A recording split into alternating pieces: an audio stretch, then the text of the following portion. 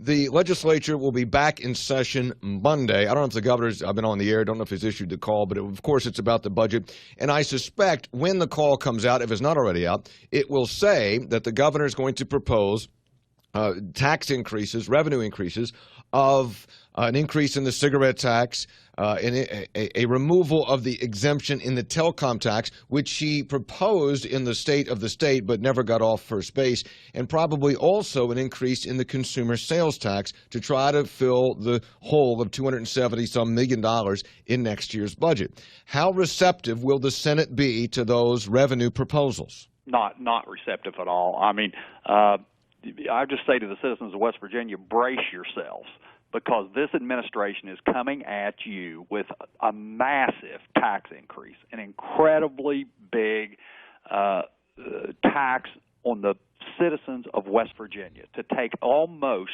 $300 million out of their pocket to put into government at a time when West Virginians are struggling, that the economy has been attacked by the national administration.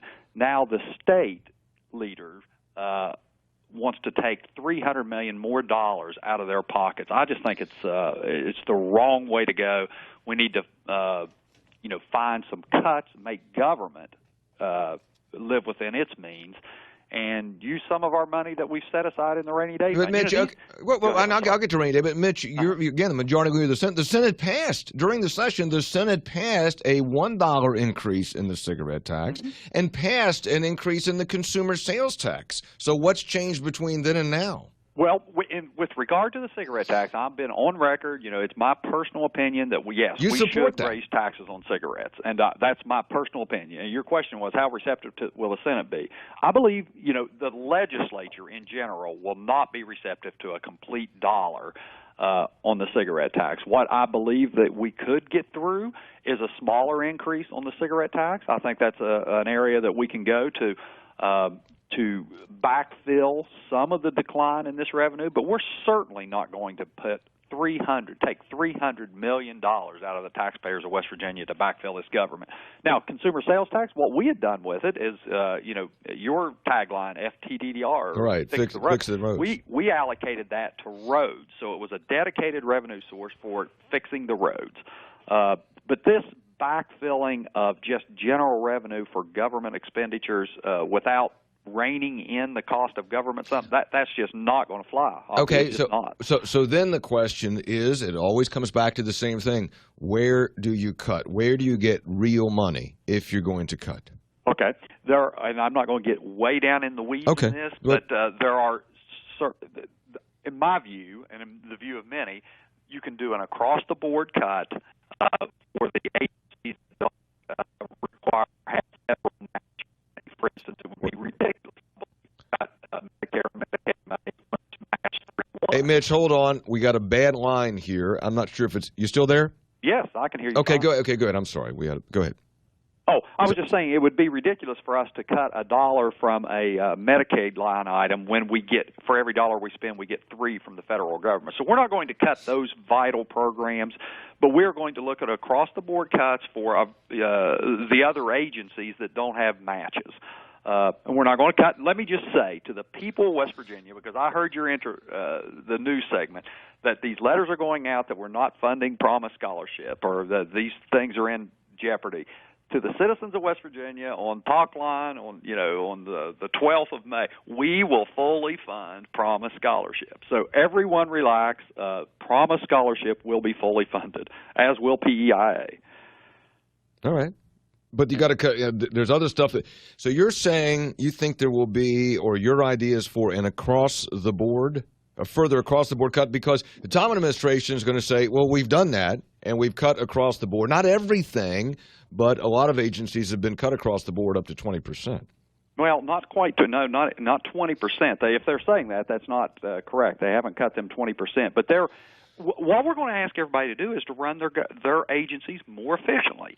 We're going to cut, what I would like to see us do is cut 5-10% to the remaining agencies, and that would equate to about a $90 million reduction in government expenditures. We do a little bit on the cigarette tax, and we do a little bit from rainy day fund, and we solve this problem. Does that include, does your idea for cuts, does that include higher ed and public ed?